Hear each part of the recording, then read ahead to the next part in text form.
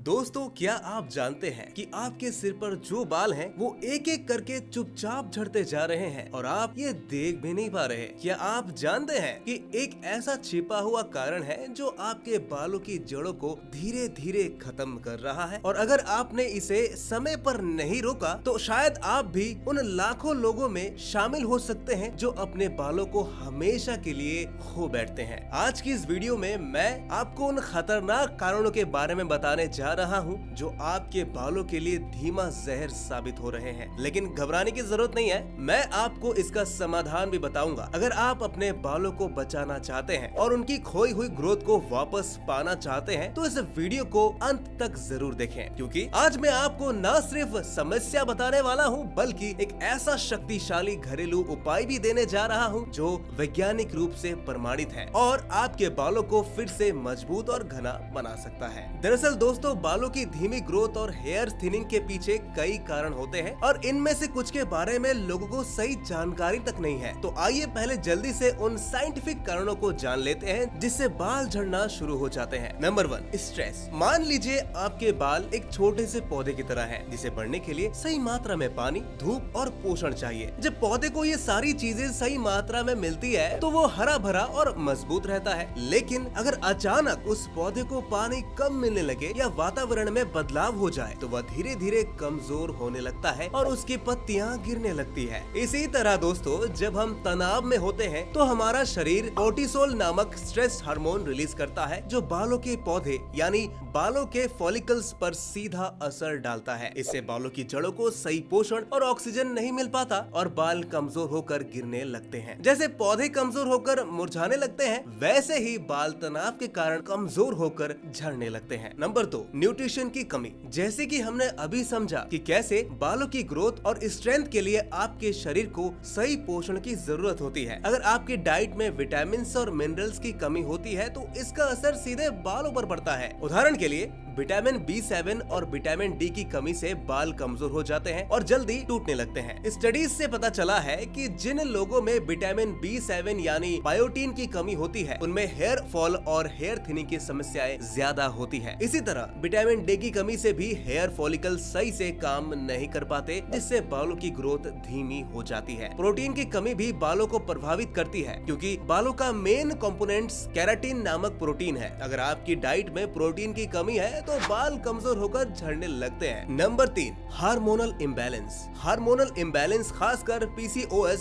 यानी polycystic ovary syndrome और thyroid की समस्याओं से भी बालों पर बुरा असर पड़ता है। PCOS में शरीर में एंड्रोजन नामक हार्मोन की मात्रा बढ़ जाती है जिससे हेयर फॉल की समस्या बढ़ सकती है। थायराइड में हार्मोनल इम्बैलेंस के कारण भी बाल झड़ने लगते हैं। हाइपोथायराइडिज्म में बालों की ग्रोथ स्लो हो जाती है और बाल पतले होने लगते हैं। एक स्टडी में यह भी पाया गया कि थायराइड की समस्या से पीड़ित 30% से ज्यादा लोगों को हेयर फॉल की शिकायत रहती है। नंबर 4 पर आते हैं दोस्तों, यह है गलत हेयर केयर और केमिकल प्रोडक्ट्स का ज्यादा इस्तेमाल। आजकल बालों को स्टाइलिश और ट्रेंडी दिखाने के लिए लोग तरह तरह के केमिकल बेस्ड प्रोडक्ट्स और हेयर ट्रीटमेंट्स का इस्तेमाल करते हैं। हेयर डाई, स्ट्रेटनिंग और अन्य केमिकल ट्रीटमेंट्स बालों को डैमेज कर सकते हैं। केमिकल बेस्ड प्रोडक्ट्स बालों के नेचुरल ऑयल को खत्म कर देते हैं जिससे बाल ड्राई और कमजोर हो जाते हैं। इसके अलावा दोस्तों, एक्सेसिव हीट स्टाइलिंग भी बालों को नुकसान पहुंचाती है। बार बार हीट का इस्तेमाल बालों के प्रोटीन को नुकसान पहुंचाता है और उन्हें कमजोर बनाता है। एक स्टडी में पाया गया कि जो लोग नियमित रूप से हेयर स्ट्रेटनिंग या कलरिंग करते हैं उनमें हेयर फॉल की समस्या ज्यादा होती है। इसके अलावा दोस्तों, बालों की धीमी ग्रोथ और हेयर फॉल के कई अन्य कारण भी होते हैं, जैसे जेनेटिक कारण, कुछ दवाइयों के साइड इफेक्ट्स और उम्र बढ़ने की प्रक्रिया। उम्र के साथ बालों का विकास स्वाभाविक रूप से धीमा हो जाता है क्योंकि फॉलिकल्स धीरे धीरे कमजोर हो जाते हैं। इसी तरह अगर आपके परिवार में हेयर फॉल की समस्या रही है तो आपको भी इसका सामना करना पड़ सकता है। कुछ दवाइयां जैसी anti depressants, birth control pills और ब्लड प्रेशर की दवाइयां भी हेयर फॉल को ट्रिगर कर सकती है। दोस्तों, अब तक हमने लगभग उन सभी कारण को जान लिया है जिससे हेयर फॉल की दिक्कतें होती हैं। अब चलिए ये जान लेते हैं कि उसके घरेलू उपचार क्या क्या हो सकते हैं। दोस्तों, हेयर फॉल में रोजमेरी ऑयल एक बेहतरीन नेचुरल उपाय है जो सदियों से बालों की देखभाल के लिए इस्तेमाल किया जा रहा है। इसका असर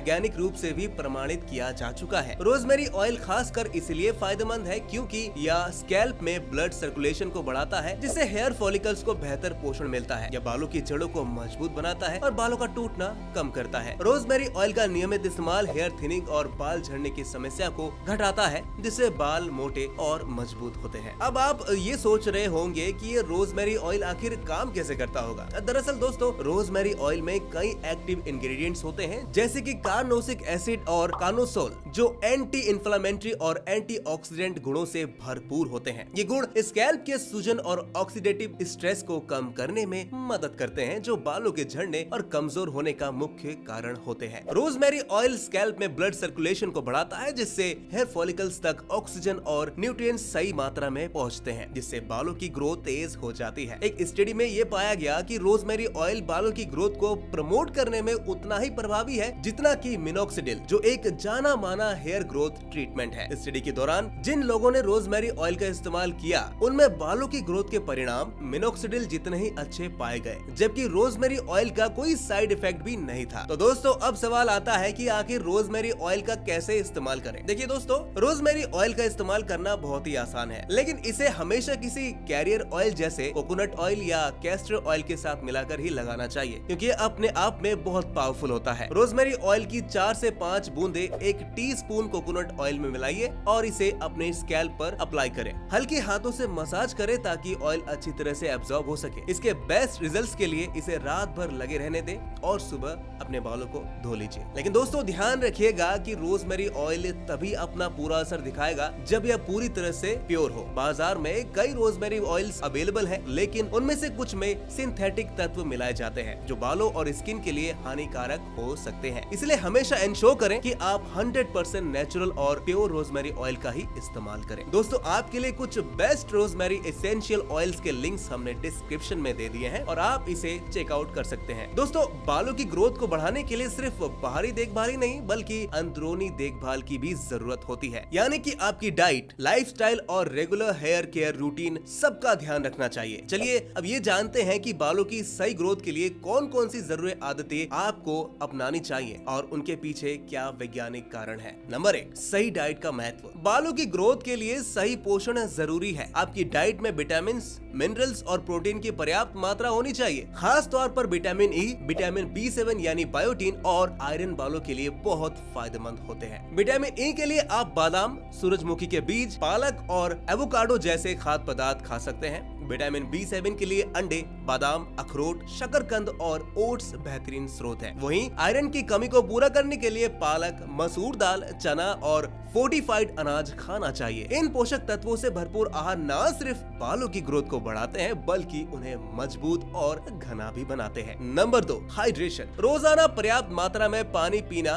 बालों के लिए बहुत ही जरूरी है। पानी की कमी से स्कैल्प ड्राई हो सकता है, जिससे बाल कमजोर और रूखे हो जाते हैं। जब शरीर हाइड्रेट रहता है तो स्कैल्प और बालों को सही मात्रा में नमी और न्यूट्रिशन मिलते हैं, जिससे बालों की ग्रोथ बेहतर होती है। स्टडीज ये बताती है कि रोजाना 1.5 से 2 लीटर पानी पीना हाइड्रेशन के लिए पर्याप्त होता है और इससे स्कैल्प में ब्लड सर्कुलेशन बेहतर होता है। नंबर 3, तनाव से बचना है जरूरी। जैसे कि हमने पहले समझा कि स्ट्रेस यानी तनाव बालों के लिए बहुत हानिकारक हो सकता है। तनाव बढ़ने पर शरीर में कोर्टिसोल नामक हार्मोन की मात्रा बढ़ जाती है, जिससे बालों के डेवलपमेंट साइकिल पर बुरा असर पड़ता है। इसे टेलोजोन एफ्लुवियम कहा जाता है, जिससे बाल जल्दी जल्दी झड़ने लगते हैं। नियमित योग, मेडिटेशन और रिलैक्सेशन टेक्निक्स अपनाने से तनाव को कम किया जा सकता है, जिससे बालों की ग्रोथ बेहतर हो सकती है। नंबर 4 पर आते हैं, जो है स्कैल्प का मसाज। हफ्ते में 1-2 बार स्कैल्प मसाज करने से ब्लड सर्कुलेशन बेहतर होता है, जिससे हेयर फॉलिकल्स को ज्यादा न्यूट्रिशन और ऑक्सीजन मिलती है। इससे बालों की जड़ें मजबूत होती है और बालों की ग्रोथ में सुधार होता है। एक स्टडी में यह पाया गया कि रेगुलर स्कैल्प मसाज करने से बालों की मोटाई और ग्रोथ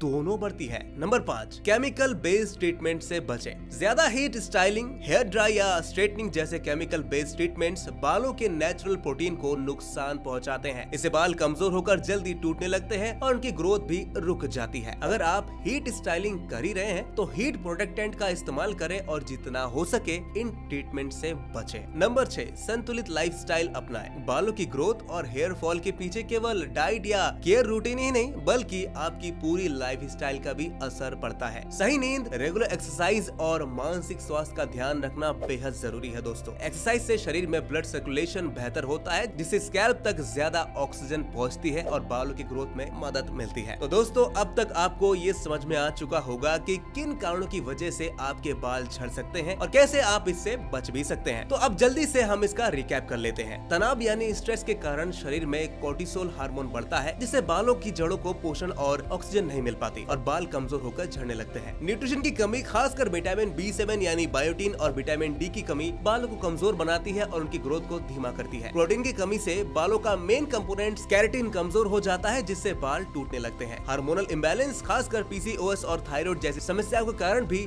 बालों का झड़ना तेज हो सकता है। केमिकल प्रोडक्ट्स और हीट स्टाइलिंग के ज्यादा इस्तेमाल से बालों का नेचुरल प्रोटीन नष्ट हो जाता है जिससे बाल ड्राई और कमजोर हो जाते हैं। बालों की देखभाल में सही डाइट, दिन में 1.5 से 2 लीटर पानी पीना, स्ट्रेस मैनेजमेंट और केमिकल ट्रीटमेंट से बचने की आदतें जरूरी है ताकि बाल स्वस्थ और घने रहें। और आखिर में रोजमेरी ऑयल बालों के लिए नेचुरल इफेक्टिव सॉल्यूशन है जो ब्लड सर्कुलेशन बढ़ाकर बालों की जड़ों को पोषण पहुंचाता है और बालों की ग्रोथ को बढ़ाता है। स्टडीज में रोजमेरी ऑयल को मिनोक्सिडिल जितना ही प्रभावी पाया गया है जो बिना साइड इफेक्ट्स के बालों को फिर से उगाने में मदद करता है। रोजमेरी ऑयल को कोकोनट या कैस्टर ऑयल के साथ मिलाकर स्कैल्प पर मसाज करने से बेहतर परिणाम मिलते हैं, लेकिन ध्यान रखना है कि रोजमेरी ऑयल जितना प्योर हो उतना ही अच्छा है। इसके लिए हमने आपको डिस्क्रिप्शन में कुछ अच्छे रोजमेरी ऑयल के लिंक्स दे दिए हैं, आप वहां से उसको चेकआउट कर सकते हैं। तो दोस्तों आशा करते हैं कि इस वीडियो से आपको मदद मिली होगी, लेकिन दोस्तों हमेशा की तरह प्लीज ध्यान रखिएगा कि अगर आपको किसी भी तरह की कोई भी सीरियस हेल्थ इशू है तो इस वीडियो में बताए गए किसी भी टिप्स को अपनाने से पहले अपने डॉक्टर से एक बार सलाह जरूर लें। और अगर आप रोज कच्चा प्याज खाते हैं मेरी तरह तो इस वीडियो को आप पूरा जरूर देख लीजिएगा,